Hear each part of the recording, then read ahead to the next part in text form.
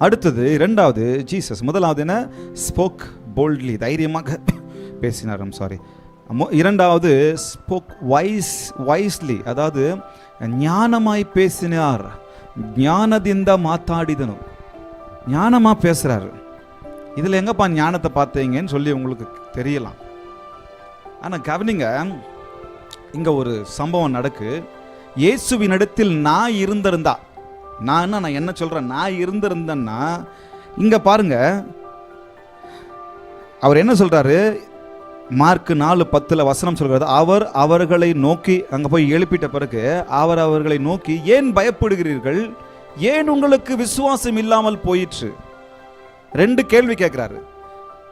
என்னென்ன கேள்வி? ஏன்பா பயப்படுற, ஏன் உனக்கு விசுவாசம் இல்லாம போச்சு? இந்த கேள்வி நம்ம கேட்கலாமா? பக்கத்தில் பார்த்து சொல்லுங்க, ஏன்பா பயப்படுற, ஏன் சிஸ்டர் பயப்படுறீங்க, ஏன் பிரதர் பயப்படுறீங்க, பிரதர் ஏன் பயப்படுறீங்க, ஏன் உங்களுக்கு விசுவாசம் இல்லாம போச்சு? இயேசு இடத்துல நான் இருக்கிறேன், அந்த இடத்துல தூங்கிக்கிட்டு இருக்கிறேன், சீஷர்கள் இருக்கிறாங்க. எழுந்தன்னு வச்சுக்கோங்க, அவங்க பண்ண பிரச்சனைக்கு, ஏண்டா உனக்கு புத்தி இல்லை, கூட இருக்கிறேன்ல நான் பார்த்துக்க உனக்கு தெரியாது, வெக்கமா இல்லையா உனக்கு, இவ்வளவு பெரிய ஆளா வளர்ந்து இருக்கிறிய? சிலர் அழுறத பார்த்த உடனே நீ ஆம்பளை அழக்கூடாது அப்படின்னுவாங்க. அது என்னப்பா, அது ஆம்பளைக்கு ஒன்று பொம்பளைக்கு ஒன்று? அழுகை எல்லாருக்குமே வரும், அழுதுடணும். அப்போ ஆம்பளை அழக்கூடாது, அது என்ன விஷயம்? என்ன நீ புதுசா கற்றுக் கொடுத்துட்டு இருக்கிற உலகத்துக்கு? அழுக, சோகம், கவலை, கண்ணீர்னா எல்லாருக்குமே வரும் தானே. அப்போ நான் அழக்கூடாது அப்படி முட்டிக்கிட்டு நிற்க முடியுமா? இல்ல. அப்ப நான் எழுந்து என்ன பண்ணுவேன்? அந்த சீசரை பார்த்து, வெக்கமா இல்லையா, புத்தி இல்லையா கொஞ்சம் கூட? இவ்வளவு பெரிய தடிமாடா வளர்ந்துருக்கிறிய, இத்தனை வருஷமா கடல்ல நீ மீன் பிடிச்சல, இத்தனை வருஷமா மீன் பிடிச்ச, இந்த மாதிரி அலை எவ்வளவு தடவை பார்த்துருப்ப நீ. சரி, நான் உன் கூட இருந்தேனே, விசுவாசத்தை நான் கற்றுக் கொடுக்கலையா உனக்கு? உனக்கு எத்தனை தடவை போதிச்சிருக்கிறேன், எத்தனை தடவை கற்றுக் கொடுத்துருக்கிறேன், எவ்வளவு பிரச்சனைகளை சமாளிக்க உனக்கு கற்றுக் கொடுத்துருக்கிறேன், கொஞ்சம் கூட புத்தி இல்லைன்னு தான் நான் கேட்பேன். ஆனால் இவர் பாருங்க ஞானமா பேசுறாரு. அங்க என்ன வார்த்தை யூஸ் பண்றாருன்னா, ஏன் பயப்படுற, விசுவாசம் எங்க போச்சு?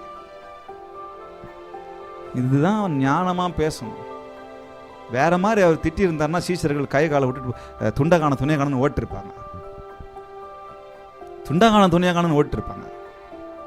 கடிந்து கொள்ளுகிறார், ஆனால் அதே சமயத்தில் ஞானமாய் கடிந்து கொள்ளுகிறார். இன்னைக்கு நான் என் ஊழியர்களை, என் கூட இருக்கிற நபர்களை நான் கற்றுக்கணும், எப்படி நடத்தணும், எப்படி பேசணும், எப்படி திட்டணும். நான் சொல்கிறேன், இதுக்கப்புறம் சொல்கிறேன். ஓ திட்ட மாட்டார் இனிமேல் பாஸ்டர்லாம் நினைக்கக்கூடாது, திட்டுவேன். ஆனால் எப்படி திட்டணும்? கண்டிப்போடு, கண்டிப்பு, அந்த கண்டிப்பு எனக்கு உங்களுக்கு வேணும். பாருங்க, நான் பேசுகிற இந்த உலகத்தில் சொல்லுவாங்க, எங்கள் மம்மி ஒரு தடவை ஒரு வார்த்தை சொன்னாங்க, பெரியவங்க சொல்கிற வார்த்தை, ஒரு வார்த்தை கொல்லும், ஒரு வார்த்தை வெல்லும் அப்படின்னு சொல்லுவாங்க. என்னங்க? ஒரு வார்த்தை கொல்லும், ஒரு வார்த்தை வெல்லும். நான் மற்றவர்களை பேசும்போது அந்த வார்த்தையை கவனத்தோடு, நிதானத்தோடு, ஞானத்தோடு நாம் பேசணும். அப்போ ஒரு வார்த்தை ஒருத்தரை கொல்லும், ஒரு வார்த்தை ஒருத்தரை வெல்லும். நான் பேசுகிற ஒரு வார்த்தை ஒருவரை கட்டும், அல்லது ஒருவருக்கு காயத்தை ஏற்படுத்தும். ஒருவர் காயத்தை கட்டும், இல்லைன்னா ஒருவருக்கு காயத்தை ஏற்படுத்தும். நான் பேசுகிற ஒரு வார்த்தை ஒருத்தரை விடுதலையாக்கும், அல்லது ஒருத்தரை சிறையில் அடைக்கும்.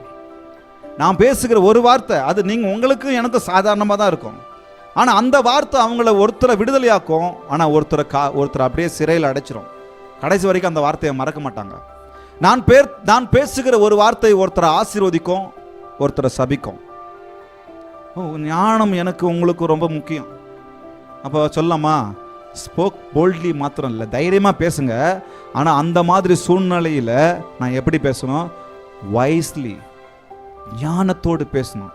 திட்டும்போது கோபம் கண்ணை மறைச்சிடுச்சு பிரதர், திடீர்னு பேசிட்டேன், திடீர்னு பண்ணிட்டேன், யோசிக்கவே இல்லை, அப்படியே கண்ணை மறைச்சிருச்சு, நான் என்ன பண்றதுன்னு எனக்கு தெரியல. கதெல்லாம் விடாத, பண்றது தெரியும், அதை கட்டுப்படுத்த முடியும். கோபம் கண்ணை மறைச்சிருச்சு, இந்த சாக்கு போக்கெல்லாம் சொல்லிக்கிட்டு உட்காரக்கூடாது. நான் எனக்கும் சொல்லிக்கிறேன், தெரியும். கோபம் கொண்டாலும் பாவம் செய்யாதிருங்கள். அப்போ என்ன நடக்கு? நான் பேசுகிறது ஒருத்தரை விடுதலையாக்கும், ஒருத்தரை சிறையில் வைக்கும்.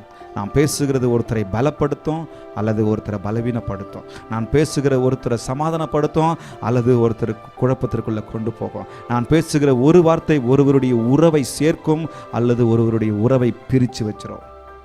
பேச்சு ரொம்ப முக்கியம், வார்த்தை ரொம்ப முக்கியம். நீதிமொழிகள் 12:18 சொல்லுகிறது, பட்டய குத்துகள் போல் பேசுகிறவர்களும் உண்டு, ஞானமுள்ளவர்களுடைய நாவோ ஔஷதம். என்னவா? பட்டய குத்துகள் போல். இந்த ஷார்ப் ஸ்வோர்டு இருக்கு பாருங்க, அப்படியே ஒருத்தர் பேசுனாங்கன்னு சொன்னா அந்த பேச்சு எப்படி இருக்குன்னு சொன்னா வாழ்க்கையில மறக்க முடியாத காயத்தை ஒருத்தர் மேல ஏத்தி விட்டுரும். தப்பு பண்ணிட்டாங்க தான், உண்மைதான், அவங்க பிரச்சனை அவங்க மேலதான். பட் ஆனாலும் அந்த சூழ்நிலையில் நாம குத்துற அந்த கத்தி அவ்வளவு ஆழமா இறங்கிடும். நாளைக்கு நம்ம எல்லாம் ஒன்னாதான் இருப்போம். ஆனா அந்த பேச்சு அந்த ஏதோ ஒரு ஓரத்துல உறுத்திக்கிட்டே இருக்கும். நீ அன்னைக்கு என்ன பேசணும்ல, கோபம் தான், ஆனா இந்த வார்த்தையை நீ யூஸ் பண்ணிட்டியே, இந்த வார்த்தையை நீ பேசிட்டியே. நல்லா பேசிக்கிட்டு இருப்போம், அப்புறம் அதுக்கப்புறம் உறவா ஒன்னாதான் இருப்போம், அதுக்கப்புறம் ஒன்னா சாப்பிடுவோம், ஒரே வீட்டில் இருக்கலாம். ஆனா அந்த ஆழமான அந்த வார்த்தை கத்தில இறங்குனது போல ஆழமா உள்ள நிற்கும். அதை சொல்லிட்டே, இதை சொல்லிட்டே. ஆனா ஞானமுள்ளனுடைய வார்த்தையோ நாவோ ஔஷதம், என்ன மருந்து, அது மெடிசனா. ஹல்லேலூயா, அது மெடிசன் என்று சொல்கிறது. நிதானமாய் பொறுமையாய் இயேசு பேசினார், ஞானத்தோடு பேசினார். ஒருத்தர் இப்படியாக சொன்னார் பாருங்க, உங்களுடைய உலகத்தை மாற்ற முடியும் அப்படின்னு சொன்னா உங்க வார்த்தையை மாற்றணும். ஒருத்தர் சொல்றாரு, ரிமெம்பர், இது ஆண்டவருடைய வசனத்திலையும் இருக்கிறது, remember death and life are in the power of the tongue. உங்களுடைய வாழ்க்கையில் மரணமும் ஜீவனும் என் நாவின் அதிகாரத்தில் இருக்கு. இன்னொருத்தர் சொல்றாரு பாருங்க, நாக்குக்கு நம்ம சொல்லுவோம் நரம்பு இல்லை அப்படின்னு சொல்லி, இவர் சொல்றாரு நாக்குக்கு எலும்பு இல்லை அப்படின்னு சொல்றாரு. ஆனா எலும்பு இல்லைனாலும் அந்த நாக்கு ஒருத்தருடைய ஹார்ட்டை குத்தி பிரேக் பண்ணிடுமா? எலும்பு இல்லை, எலும்புல தானே குத்த முடியும். அந்த காலத்துலலாம் எலும்புல தான் போட்டு எல்லாத்தையுமே கத்தி செஞ்சு பண்ணாங்க சம காலத்தில். அப்போ அப்படி அந்த நாக்கில் நரம்பு இல்லை, எலும்பு இல்லை தான். நாக்கு நரம்புல எதான் பேசிடுவா அப்படின்னு சொல்லுவோம்ல. இப்போ எலும்பு இல்லை நாக்கில், ஆனால் நாக்கில் பேசுகிற ஒரு வார்த்தை ஒருத்தருடைய ஹார்ட்டியை குத்தி கிழிச்சிடும் அப்படி சொல்கிறார் ஒருத்தர். உங்களுக்கு தெரியும், நாவில் பேசுகிற ஒவ்வொரு வார்த்தையும் அது கத்திக்கு சமமாக இருக்கிறது. ரத்தம் இல்லாமல் ஒருத்தரை சாகடிச்சிருமா. ஸோ அப்போ நம்ம வயஸ்லி ஞானத்தோடு, புத்தியோடு, கவனத்தோடு, நிதானத்தோடு, விவேகத்தோடு பேசுவது மிக மிக மிக மிக அவசியமாக இருக்கிறது.